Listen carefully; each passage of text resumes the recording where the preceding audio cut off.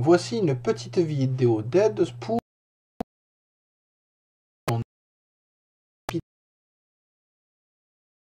nous étudions les êtres vivants sur Terre.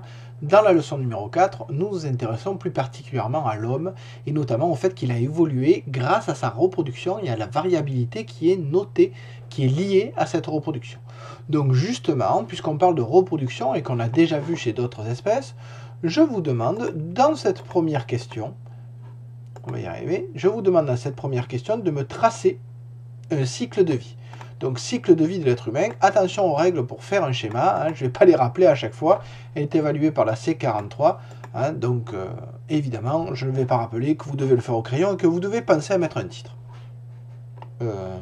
Alors pour vous aider, d'ailleurs je vous demande de les mettre dans votre schéma, vous avez ici différentes étapes que vous mettrez sur le cycle, et attention, regardez la question 2, vous pourrez colorier ces cases de couleurs différentes, à vous de choisir, attention de bien faire une légende, important pour la C43, pour noter si c'est lié à l'homme, si c'est lié à la femme, ou si c'est lié aux deux. Alors soit vous utilisez 3 couleurs, homme, femme, les deux, soit vous utilisez 2 couleurs, et un mélange des deux, ou des zébrures, pour montrer que c'est lié aux deux, c'est vous qui décidez comment vous le faites, tant que vous mettez une légende, ça sera valable, il n'y a pas de souci.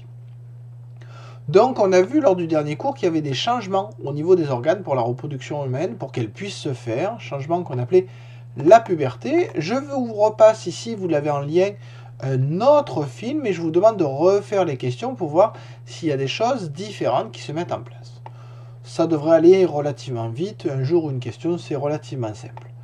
Donc maintenant que cette idée sur la reproduction est bien claire, vous avez un document au verso en page 2 de votre document, donc celui-là, hein, donc moi je le tourne pour que ce soit plus simple. Ce que je vous demande, c'est de relier les cases du milieu avec ce qui se passe de l'autre côté. Par exemple, fabriquer des cellules reproductionnelles mâles, fabriquer des spermatozoïdes, ça va aller bien évidemment avec le fait qu'il y a le développement des testicules. Donc vous pouvez relier cet élément-là.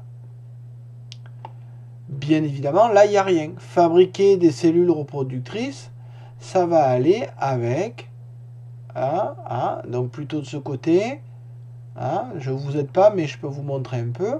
Donc vous voyez qu'on relie soit d'un côté, soit des deux, bien évidemment. Pour permettre la reproduction, la fécondation, il faut évidemment que le corps de la femme soit développé correctement et qu'il puisse y avoir reproduction. Pour protéger son embryon, c'est toujours dans le corps de la femme. Pour mettre au monde un nouveau-né, il faut qu'il puisse passer à travers les os du bassin. Donc il faut que la hanche puisse se mettre correctement. Et enfin, pour prendre joint du jeune, bon, là-dessus... Alors il y a des choses qui évidemment ne seront pas reliées. C'est comme je vous le précise avant, les modifications physiques observées chez la femme et chez l'homme, avec leur utilité pour la reproduction. Bien évidemment, on ne peut pas toujours trouver une utilité pour la reproduction. Par exemple, je vais vous faire un exemple simple, quelle peut être l'utilité de la modification de la corde vocale. Ça veut dire que forcément, si ça n'a pas une utilité directe par rapport à la reproduction, c'est que ça va avoir une utilité dans l'étape avant, à savoir la rencontre de l'homme et la femme et le fait de pouvoir se séduire. Mais ça, c'est un autre sujet, bien évidemment, qui sera abordé dans les années ultérieures, mais pas en 6e.